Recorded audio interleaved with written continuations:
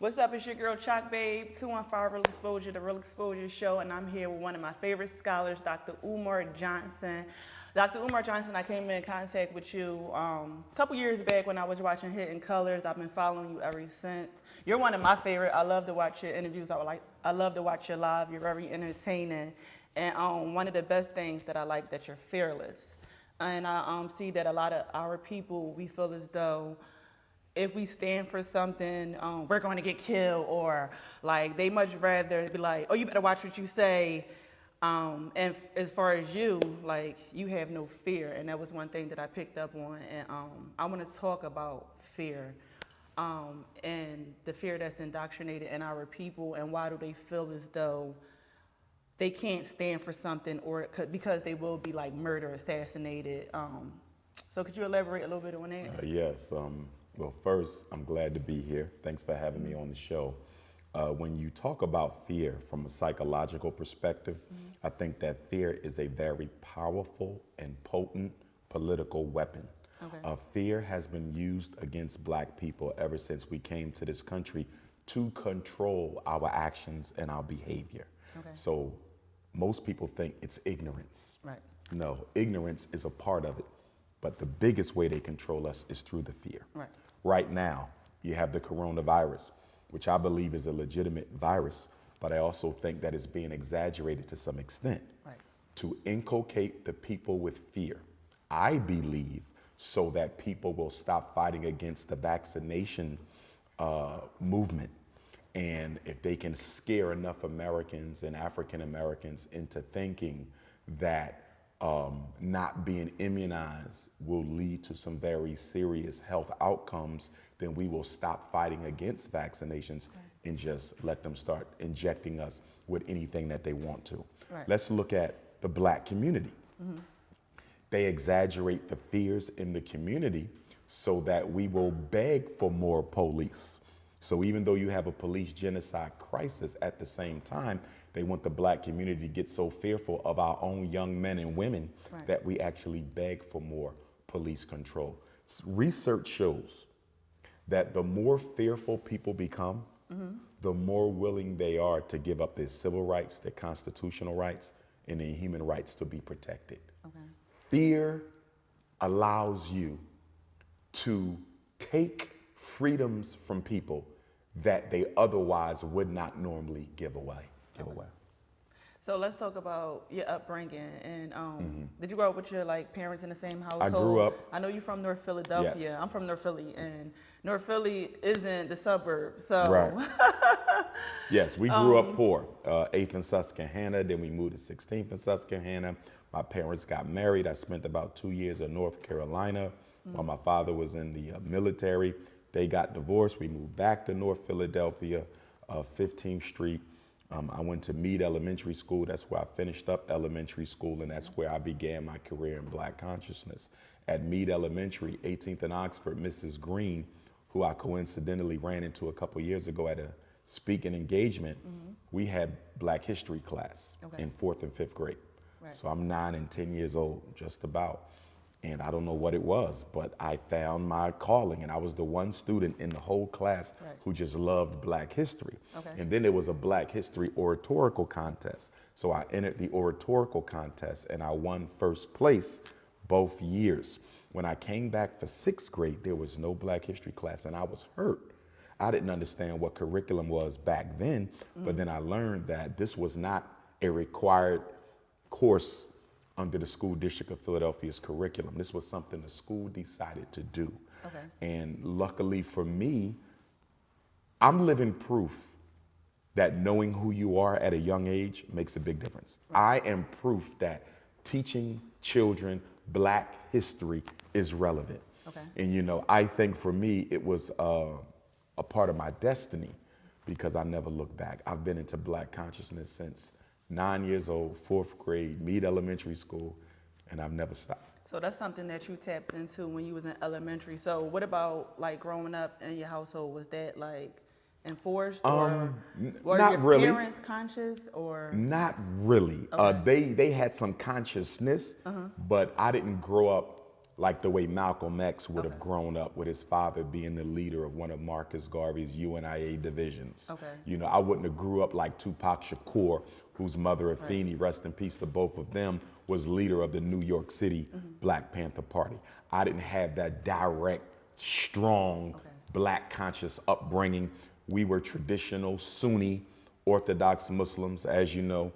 Philadelphia has more Sunni Orthodox African Americans than any city in the country. And that was my upbringing. It was about making your salat 5 times a day, learning your Arabic, you know, going to Juma, fasting during Ramadan. The Black consciousness really didn't figure into that. Okay, so when you tapped into it, and as your parents, being the overseers of you, how was that with them? They never really, they didn't have an issue with my Black consciousness. Okay. Because in high school, you know, religion, you know, in a household. Yeah, especially the way Islam is practiced in places like Philadelphia, where there's almost no attention paid to one's ethnic cultural contribution, which is an issue I have. You know, I take issue with the fact that the way Islam is practiced in this city amongst the Orthodox African American Muslims, where we can learn about Arab history and learn about Arab culture and eat Arab food and dress like the Arab and learn his language, but we don't learn who we are. You know, that's one of the problems that I had with it. But I mean, beautiful religion. I don't take no issue with it. I can go into any mosque and still make salat. You know, it's not a problem. But politically, for who I am and why I'm in this world, I had to move away a little bit to walk my path, which is a path of a Malcolm X, more so or more or less, more of a Marcus Garvey. Are we talking about a child that was in elementary school? So I know your parents had to say, like, what are you doing? Not really. I don't think they realized how much I loved it. Okay. I don't think they realized how much I loved it, because for middle school, I went to Bieber and Winfield, 59th and Malvern, and there was really no Black history class there. So it just kind of went underground for a little bit. And then for high school, I went to the Scotland School for Veterans Children in Chambersburg, Pennsylvania, which was a residential school for the children of veterans, which my father was. And there, it kind of woke up again, because some of the other brothers at the school, and the school was predominantly Black, but most of the teachers were white. And many of those brothers, they also had a burgeoning Black consciousness. So we got into the Malcolm X thing. The Malcolm X movie came out, you know, so it kind of got sparked up again there. And then when I went to college and joined the Black Student Union, that's when I found my calling again. And that's when the Black history, the culturalism became political once I got interested in the Black Student Union and started advocating for the students. Okay. What type of child were you growing up? Were you a good kid, bad kid? I was a goofy kid. Okay. Straight A's and B's. Okay. But all about books. Education isn't popular in our community. So I was a bookworm. Or bullied or anything like that? Probably a little teased, a little picked on, a little bullied. Not nothing major. Okay. Nothing tragic.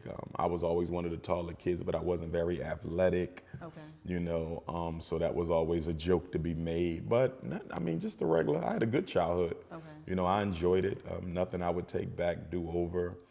You know, but for me, I've just always known that this was my path. Like, a lot of people will ask me, like, how do you keep going despite the challenges and the hate? Well, 2 things. Number one, compared to the love I get, the hate is almost invisible. Okay. It's just that people focus on the negative. Yeah. You know, 99% of our people love me all over the world. I get nothing but love. There's not a day that goes by where I don't get a text, an email, a voicemail, a letter, a card, something that says, thank you for helping me. Wow. You know, so compared to the love, the hate is almost invisible, but our people love negativity. Absolutely. So they shine such a bright light on the hate, it looks bigger than what it is. So that's number one. But the other thing I want to say is, when you know you're born to do a certain job, then nothing that occurs outside of you will divert you. I've always known this was my walk. So. Right. So what made you say, I wanted to study psychology? When we were in North Carolina, I was in the 3rd grade. My parents got divorced when I was in the 4th. And it was living in Jacksonville, North Carolina, where I decided I wanted to be a psychologist. That was an 8-year-old decision. Wow. An 8 or 9-year-old decision. And I made that decision because I didn't have an older brother. I'm the oldest of 5 boys that my mother has. and I didn't have a big brother. So I said, I want to be the big brother for all the other kids, so they have somebody to talk to, because I didn't have a big brother to talk to, and that's how I got into psychology. Once again, I stuck with it. So my professional career and my political career were chosen in elementary school. Right. So why do you focus so strongly on education, miseducation, and making sure that you get the message out there? Because for me, there's 5 major problems that affect Black America. Okay. There's miseducation, mass incarceration, gentrification, police genocide, and access to wealth. Right. And with miseducation, that right there, particularly for Black boys, is the foundation for everything else they do to us as men. Right. Our in and out of the prisons, our unemployment, our drug addiction, our homelessness, most of that grows out of not being properly prepared for life, miseducation. And then the other side of that is economic castration. Once you're miseducated, you're not prepared to be able to find a job and hold one. So I always say that the mother of all violence is miseducation, and the father of all violence is economic castration. Right, right. So let's talk about the prison and pipeline. I went to disciplinary schools, so they didn't teach us. They basically babysit us, and as long as you didn't get on the teacher nerves, they'll pass you along. Social promotion. So I'm a big person that I don't believe what the teachers say. Like, a lot of teachers will say, like, your child is misbehaving, or because I've seen teachers lie on me. And so I had a mindset with, when I took my children to school, like, I don't believe you. I believe my children. I don't believe you. So let's focus a little bit on that prison to pipeline, because when I was at discipline school, I went to school from 8 o'clock in the morning to 8 o'clock at night. Where did you go? Village Prep. That was on, it was like privately owned, and it was on Germantown and Allegheny. Okay. Okay, and they did not teach us, and that was designed for you to literally AWOL, and they were going to lock you up. But I had ended up being pregnant with my first child, so I just got kicked out of the school just for a whole year or whatever. But Which was illegal. It was literally set up for you to, not go, and nobody successfully graduated. Everyone got locked up. So I really wanted to focus on that prison, the pipeline. Is that how you say it? Yes, school to prison pipeline. Yeah. I call it the psychoacademic holocaust. Okay. And there's 6 stages. Miseducation. They deliberately miseducate Black children on purpose. Yeah. Because I told you they didn't give us any You work lived at it. all. You They lived it. just give you a sheet of paper, put something on board, and they'll sit there. And as long as you're not antagonizing the teacher, you're fine. And I'm glad you said that, especially as a Black female, as a sister, as an African queen, because we always hear it from the male side. Yeah. We don't hear it a lot from the female side. And one of the things I've seen evaluating children for 20 years here in Philadelphia is the school to prison pipeline operates for women too, but it's a little bit different, because if you're attractive and quiet, as you just said, you'll be passed on even though you don't know anything. I once evaluated a young lady at John Wanamaker Middle School, which no longer exists. This was during my internship year. Beautiful young princess, 8th grade. Initial evaluation. She couldn't read or anything in the 8th grade. I asked her, I said, how is it that you have normal intelligence, you've been going to school every day, you don't get in trouble, you can't read? You know what she said? She said, Mr. Johnson, I'm cute and I'm quiet.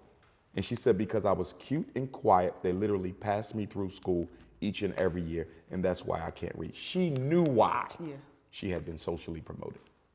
So, and with the boys, it becomes the discipline track.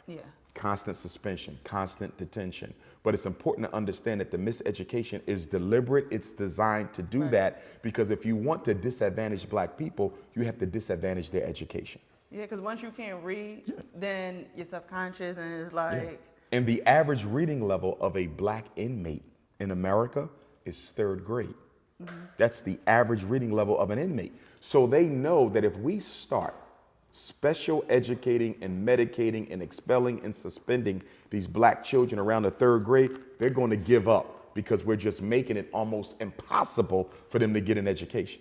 But then they turn around and blame us for why we dropped out of school, why we can't read. But the system is designed to perpetuate black failure and dysfunctionality, which is a shame because black people have so much money we could open up our own schools for our own children, but we choose not to do that. Number two, special education.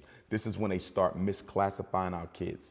Reading disabled, math disabled, intellectually disabled, emotionally disturbed, ADHD. And this is when they put the labels to justify why you can't read. See, special education is the justification of miseducation.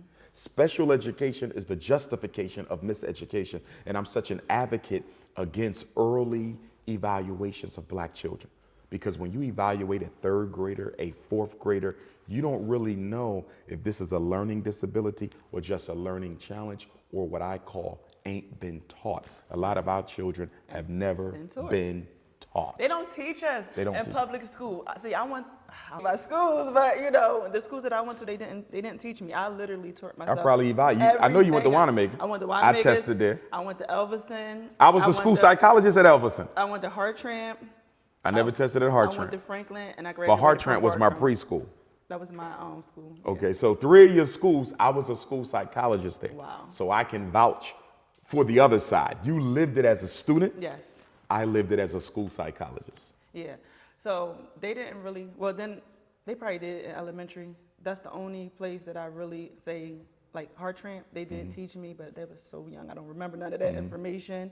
But after that, I was considered to be a juvenile delinquent because I would always get kicked out and suspended and stuff. So basically, I went to Boone. Yep, I was the school psychologist. Cato. So, and then I went to Village Prep. So they kind of just passed me along. I didn't have that traditional 8 to 3 education. Twilight schools and. Yeah. So I feel as though that's why I'm an entrepreneur. I'm not locked in with that, I gotta work. That I can't do that. I'm free spirit. Because I didn't have that indoctrination all the way up until I was, what did you graduate, like 16 years old? Yeah, yeah. Well said. And then that next stage becomes the psychiatric medication. This is when the kids get diagnosed with ADHD, conduct disorder, oppositional defiant disorder. They prescribe them the Ritalin, the Adderall, the Concerta, the Metadate, the Vyvanse. And these drugs actually work against them being able to learn because the drugs arrest the mind. So you can't learn while you're under the influence of the medication. So the medication perpetuates the miseducation, and then parents don't know that once you put your child on the drug, they can force you to keep them on the drug, and then when you take them off the drug, they call DHS, and now they're taking your children out of your home because you're choosing not to medicate them. Right. Let's talk about ADHD. Sure. A lot of people, they like to use these labels. The doctors, the teachers give them these labels, and they just hold them like holier than thou. My child got ADHD, and so let's speak on what it is, the facts behind it, because everyone wants to be like, oh, my child have ADHD, or I got ADHD. Like, they just speak this stuff in their life. ADD was invented by the American Psychiatric Association in 1980. No coincidence. Same year the CIA dropped off crack cocaine in the black community. They started drugging up the adults and their children at the same time. But there was a problem, Tosh. No drug can make you pay attention in the classroom. So in 1987, they added an H. In attention deficit disorder became attention deficit hyperactivity disorder. There was no hyperactivity in the original name. They added the H in 1987 to justify medication for all diagnosed children. So now, even if you are not hyper, you just don't pay attention, you're still considered ADHD. You see that? I'm not even hyper, I just don't pay attention. But because they put an H, I'm automatically considered hyper too, even though I'm not, to do what? Justify the medication. So now when they put these children on the medication, what is supposed to be the purpose of the medication? The medication forces you to relax, calm down, to get them high. And to get them high and focus. But what it really does is it comatoses the brain. It puts you in a Frankenstein state. You're so sedated that you're sleeping all day, or you're tired all day, or you're hungry all day, or you're delirious all day. And the side effects of the medication actually work against education because it messes with organ function. It can cause suicidal thoughts, homicidal thoughts, tic disorder, schizophrenia, balding, growth problems, sexual dysfunction, not to be vulgar, premature ejaculation, infertility. I mean, I don't think black parents really understand that after you give this pill to your son or daughter for 5, 10, 15 years, they'll never be normal again. They'll never function again at all. And the biggest thing they need to understand is that all of the diagnoses are professional opinions. Yeah, so it's no facts behind it. It's no facts behind it. It's my analysis, my assumption. It is my hypothesis. It is my conclusion. No blood tests, no CAT scan, no X-ray, no MRI, no urine sample. There is no objective measure taken to prove that a child has ADHD. It is an opinion and a Wall Street drug money hustle. And it is a drug that's being given to the child. The same drug that the dad got locked up for Exactly. selling. How can it be a war on drugs? Help me understand this. America incarcerates the largest amount of black people in the world. Largest amount of people in the world. I believe 25% of all prisoners are in America, right? Most of the men are there for what? Non-violent drug-related offenses. How can you build a mass incarceration system off of black men selling narcotics when you're giving their children narcotics to get an education? Is that not the epitome of a contradiction? Wow, that's deep. Like, it's not even funny, it's sad. And nobody talks about it. Yeah. I've never seen a show that said, let's discuss how the highest, most incarcerated populating nation is incarcerating black men for selling drugs, but they are at the same time giving birth to a whole new generation of drug addicts by way of the children of those incarcerated males.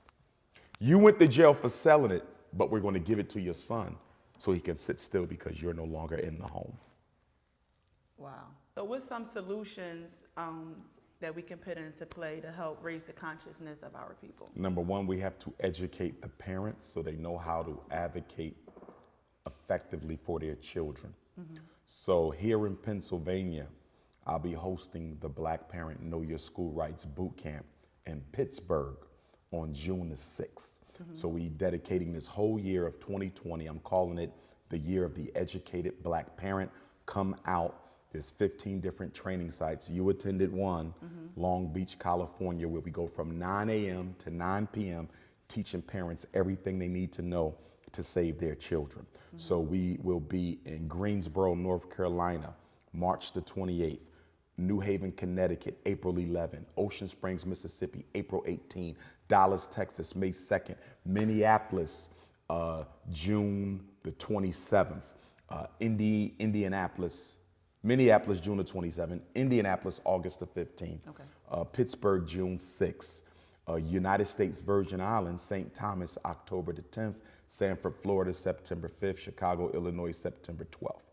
So your viewers can go to drumarjohnson.com and they can register to go to any one of those trainings. But from 9 in the morning to 9 at night, we're teaching them special ed, mental health, ADHD, parent rights, the 504, autism, vaccinations, change of placement, deafness, blindness, speech and language impairment, conduct disorder, how to write letters, how to keep documentation. We cover about 30 different topics. So when you say solution, the first solution, educate the parents. But you know what the real solution is? The black community needs to open its own schools for its own children. Until we take full responsibility for the education of black children, they will continue to fail because white people have no interest in properly educating black children. And I understand why. I don't accept it and I don't condone why and I don't agree with the why, but I know why. White privilege is based on white power. And in order to guarantee privilege for white people, you have to systematically disadvantage black people. Let me say it again. In order to guarantee privileges for white people, you have to systematically disadvantage black people. If you do not disadvantage black people, you cannot guarantee privileges for white people. And why is that? Because there's no such thing as white supremacy. It is an idea that white people came up with. And because it is not a fact, they have to create systems to destabilize other people's opportunities, to manipulate and sabotage other people's opportunities to give the false appearance that white people are better. You're not better, you just get better opportunities. Well, let's talk about the white Jesus and how that is very destructive for our people. Elaborate a little bit on that. I've spoken on every continent except Australia. Okay. And guess what? There's 3 constants wherever I go in the world with black people. I don't care if I'm in Jamaica. I don't care if I'm in the Bahamas.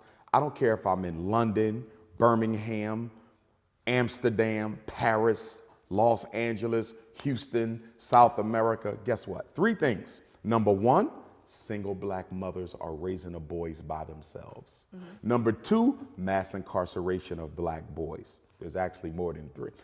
Number 3, someone else is controlling the black economy. We don't control our own economy. Wherever you go, the Chinese are selling us the food. The European Jews are running the banks. The Arabs are controlling the small markets. Black people don't control their economy nowhere in the world. And the 4th one, everybody's praying to a white Jesus. The white Jesus is a constant, including black Africa. In fact, there's more Jesuses in black Africa probably than anywhere else I've been in the world. You see? And that white Jesus picture, that Jesus in the Last Supper. What is it doing to our people? It is subconsciously conditioning you to view all white people from a position of servitude and inferiority, because we all recognize God is superior. We are inferior to the Creator. Well, if God is white, then that means all white people are godly and all black people must be inferior to those gods. So when a black child grows up seeing Jesus portrayed in the flesh of his oppressor, he will automatically grow up to fear the oppressor, to worship the oppressor. And because God is omnipotent, all powerful, white people must be all powerful. You see that? That's why most of us don't believe we can defeat white supremacy, because we've grown up with an image of God that is white. So if God is white and all powerful, white people must also be all powerful. And not only that, maybe God put white people in charge of the world, and that's why they run it. So it becomes fatalistic, it becomes destiny, it becomes predetermination, because you conclude unconsciously, this ain't conscious, this is beneath the surface of conscious thought. Your brain concludes that it's not even worth trying to remove those people, because your brain associates white people with the white Jesus. And since white Jesus is beyond reproach, white people, no matter how poorly they treat us, must also be beyond reproach. Back to talking about the fear. People were like, well, it is the way it is. We can't do nothing about it anyway. And that sounds just like what? And they won't do anything. That's exactly what we say about God. You can't do anything about the Lord, the universe. This is the way the Lord set it up. You cannot change God's laws. You cannot change God's agenda. And what do? We transpose that divine conversation onto white people. And we say, listen, there's nothing you can do about white power. There's nothing you can do about white control. So you clearly see there's a relationship between the way we think and talk about God and the way we think and talk about white people. Absolutely. Absolutely. So we got to raise a generation of black children who've never seen a white Jesus.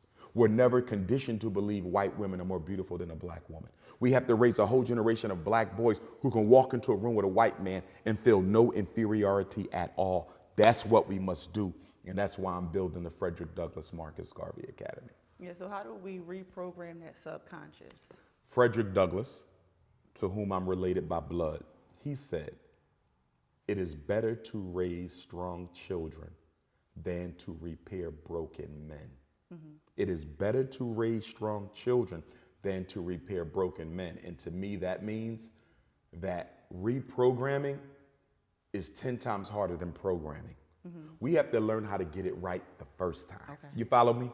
We have to learn how to get it right the first time. And the only way we're going to do that is by building our own schools. As long as black children are dependent on white people for their education, black people will always be dependent on white people for their salvation. Let me say it again. Wow. As long as black children are dependent on white people for their education, black people will always be dependent on white people for their salvation. Frederick Douglass Marcus Garvey Academy. That's your school. Yes, ma'am. Let's talk about it. The idea came to me while I was serving as vice principal of a charter school here in Philadelphia more than 10 years ago. And it was an epiphany because in working as an assistant principal, I came to understand that I could impact more children as a school administrator than I ever could as a private therapist. Okay. 40 hours a week is 40 clients, right? Principal of a school, you got 400 kids every single day. If you're trying to impact the next generation, what is more effective? 40 clients a week or 400 children a day? People who are already messed up and you get 40 a week, or children who are still learning and developing and becoming themselves and you got 400 every day. So it was a very smooth transition from being the therapist to being the school principal. And understanding education, psychology, PanAfricanism, the black predicament, I knew that my calling had to be to prepare the next generation of young black males. So we're going to teach them, in addition to math, science, language, history, civics, those are required subjects.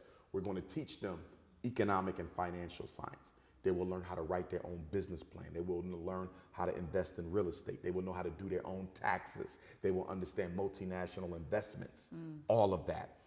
Dietary and nutritional science, how to eat to live. Yes. And then we will also give them agricultural and agronomical science, how to grow your own food.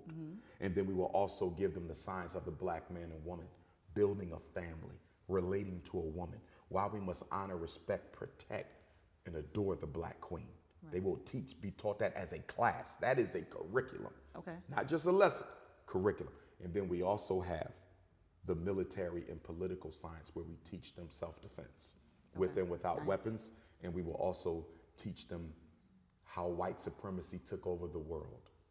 Why is Africa the richest continent materially, but the people are in the poorest condition? Why was Barack Obama made president? Why are black men 10 times as likely to go to jail than anybody else? Why does America incarcerate the largest population in the world? That's political science. It's one thing to know where you come from. It's something totally else it's something totally different to know where you are. Political science teaches us where we are. And then the final curriculum of the 6 is spiritual and astrological. We're going to teach our young men the science of divination, the science of worshiping God as taught by our ancestors before Jesus, Moses, Muhammad, or Abraham was ever born. Okay. We going back, way back. Okay, and because the Frederick Douglass Marcus Garvey Academy is zoned as a parochial school, I have to have a bona fide spiritual curriculum at the school in order to function. Nice.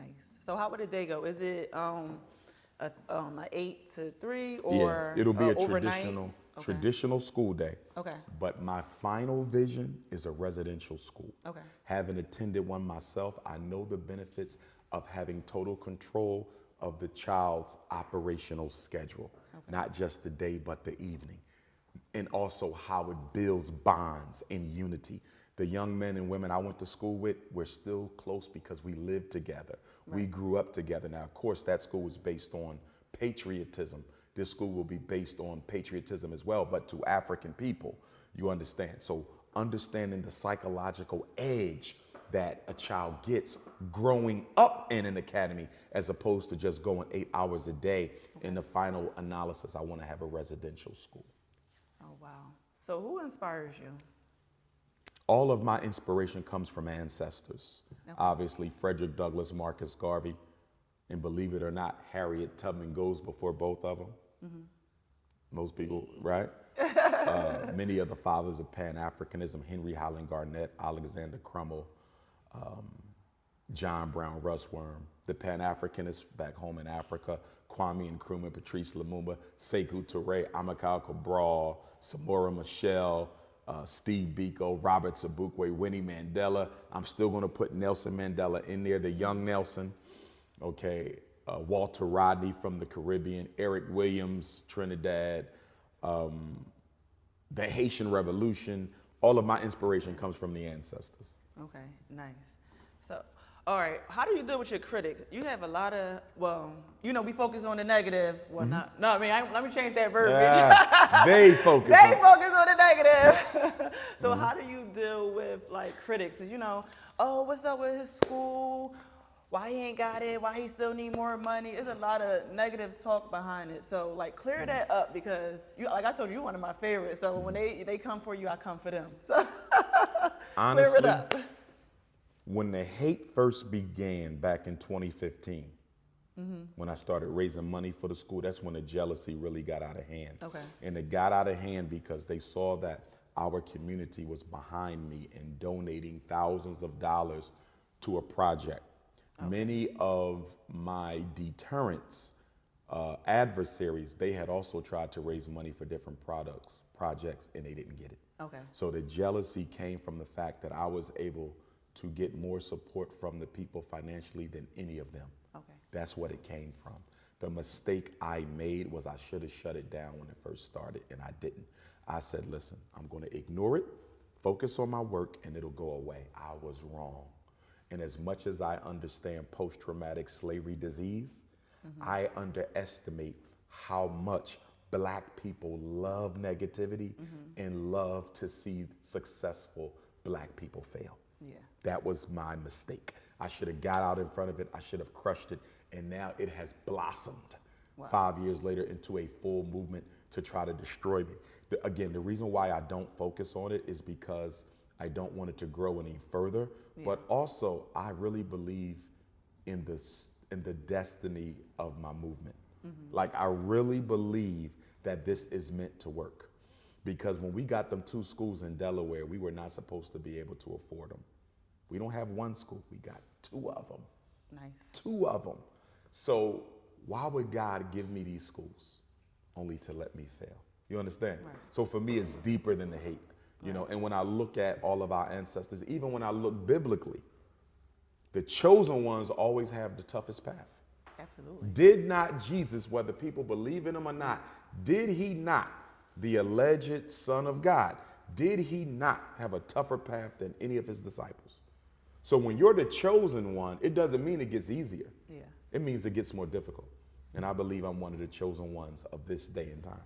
And so I think we're going to win regardless. And to be honest with you, from a psychological standpoint, jealousy is negative admiration. Okay. It's negative admiration. All of those people who speak negatively about me and make the videos, they have just as much confidence as I do that I will succeed. And that's why they go so hard. Right. If I was a failure, if I was a hustler, whatever they claim I am, they wouldn't have to do anything. Yeah. The people will see it sooner or later.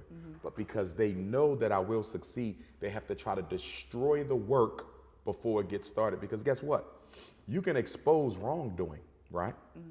But what about when you start sabotaging somebody else's work? Right. They're not exposing wrongdoing because there's no wrongdoing, but they are actively sabotaging my work. Right. They call and try to get events canceled. They contacted the IRS. They contacted the Attorney General. They contacted everyone they could contact to try to do what? Sabotage the work. If what I'm doing is a fraud, why do you have to sabotage it? It's because you know that it is real work and you don't want to see it come to fruition. But I feel sorry for them. They're just miserable souls. To spend your whole life trying to destroy the destiny of one man is ludicrous. How do you stay focused and sane when someone deliberately is attacking you and sabotaging you, and you're on the right path, and you have to stay focused as far as you're a role model, you're a leader, people are watching you. So the North Philly want to go pull up and smack a shit fly. Right. So like, how do you stay sane in that mind frame? Because you can't go putting a hit out and getting addresses and pulling up on people. You Dr. Umar. Yeah. Even though we want to. Yeah. You know? I'm a prisoner of my own reputation, if you would. Certain things you can't do because you'll never open a school if you do. Exactly. You just have to discipline yourself. You got to go with it. It does get tough. The character attacks don't matter. The negative publicity don't matter. That doesn't matter to me. But when you start trying to directly sabotage the work, that's when it becomes a problem. And yeah, because we've seen you go on the rant and looking for some people. So, you know, as a leader. Yeah. I mean, don't get me wrong. I don't take any of that back. I do think sometimes people need the shit smacked out of them. I agree. You know, so I don't take any of that back. I don't take any of that back. But at the same time, people have to remember that I rarely, if ever, go there. You know, I normally go there once a year. Once a year. I do a purge. I do a haters purge once a year. That's it. And then I get it out your system and get right back on focus. But here's the question the community should ask themselves. Why does he have to even be bothered with that? Why aren't we handling the garbage? Why this man got to help every parent save their child, build a school, go around the country holding a boot camp, care for his mother, you understand, take care of his daughters, take care of himself, and then lead the Pan-African movement. He got about 12 things to do, and then we're going to leave it up to him to have to take out his own garbage. To be honest with you, I believe the community should have already dealt with my haters. Okay. They should have pulled up for me. Bruh, he working for the kids. You don't do anything for the kids.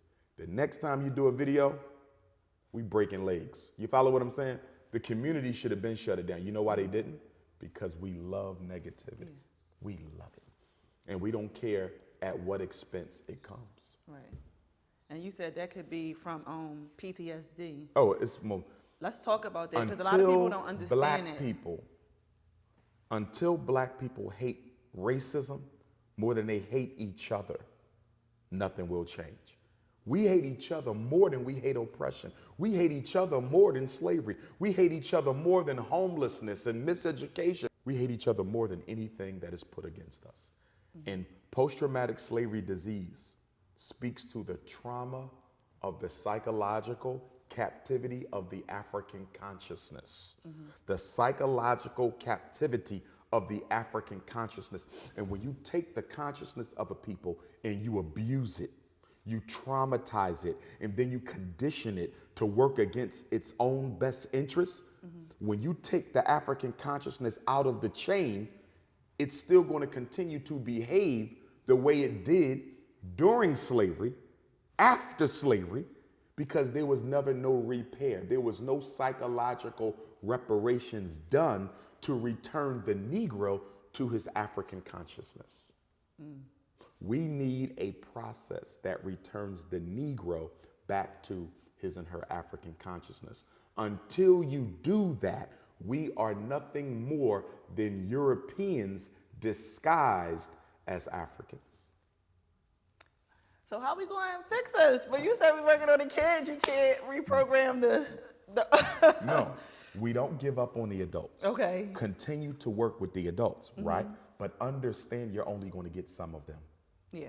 Psychologically speaking, when we go into therapy, we're trained to evaluate this person's readiness to change. Okay. Many African Americans are not ready to psychologically change. Yeah. Many of them don't even recognize they have a problem. Yeah. The black man running around with the white woman, he don't even think that's a problem. The black woman running around with the blonde hair and the green hazel contacts, she don't even know that's a problem. The black people, as soon as they get a master's degree, they move to a white suburb. They don't even know that that's a problem. Right. You follow me?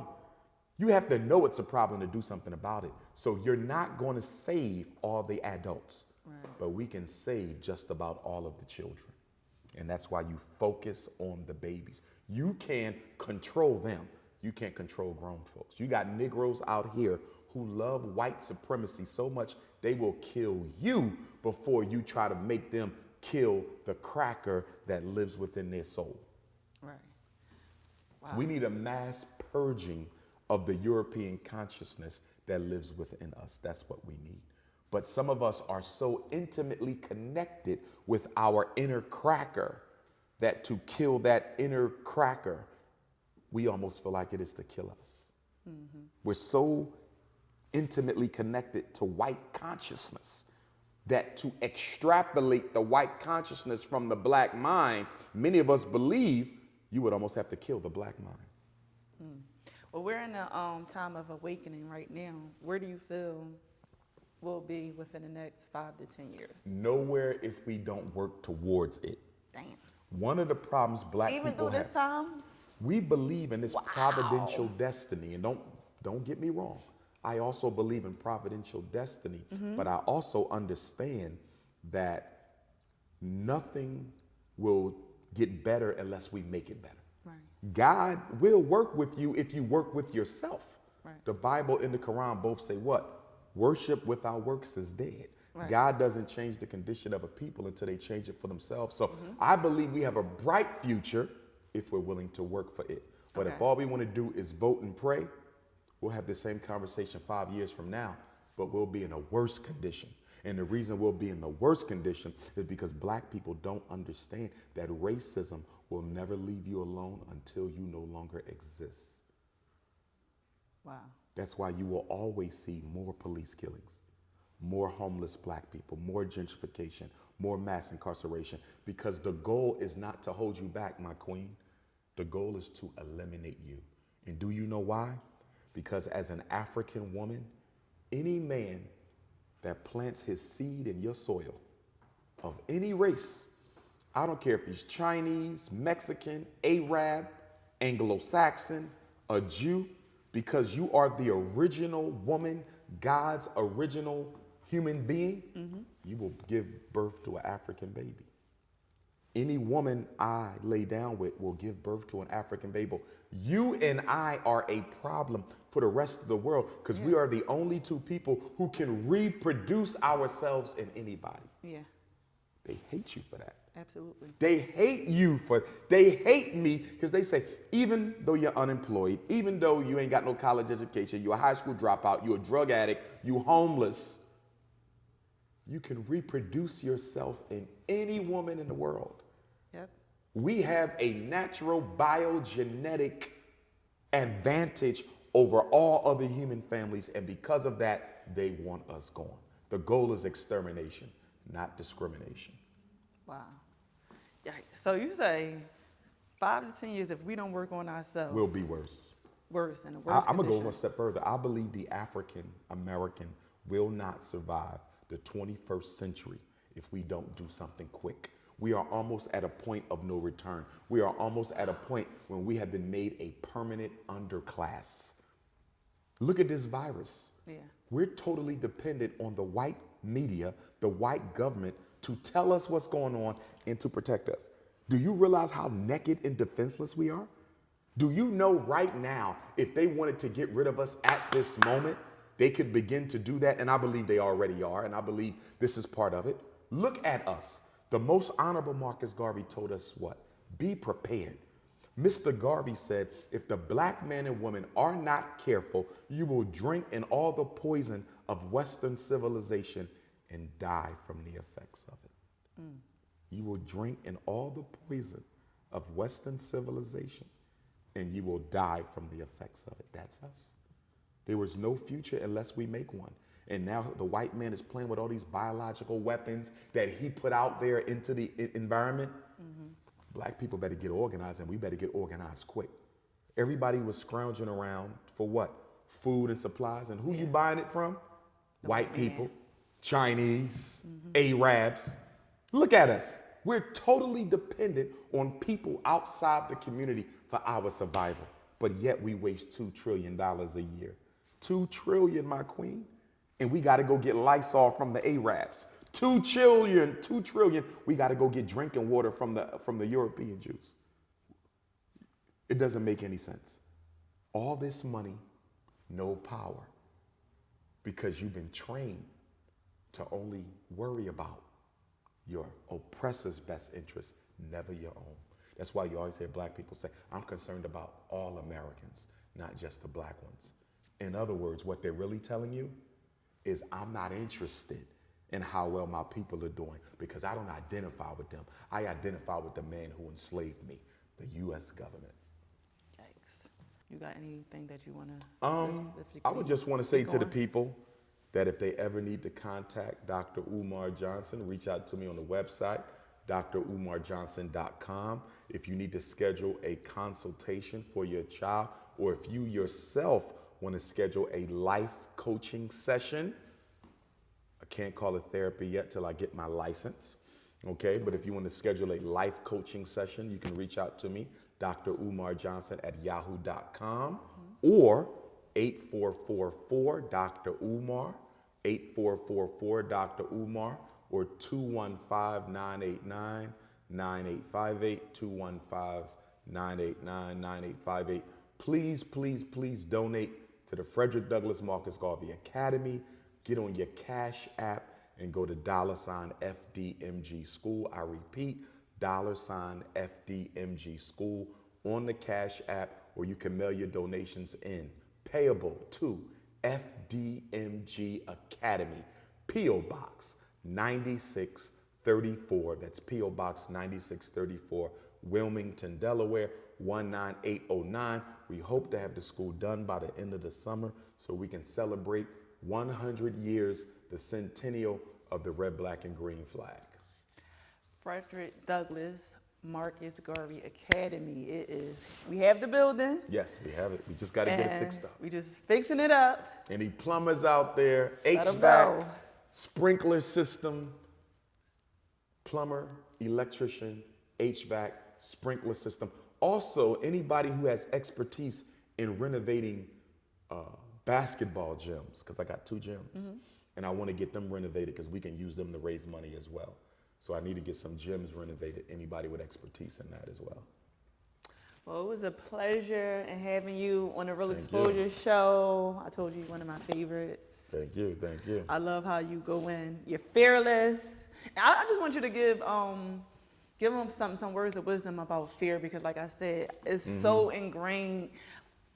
It's like that. I can't do nothing about it. I hear so many people say it. So many people say, the more knowledge you learn, the closer you're getting to your death. And it's like, what? Right, so they rather stay ignorant to stay safe.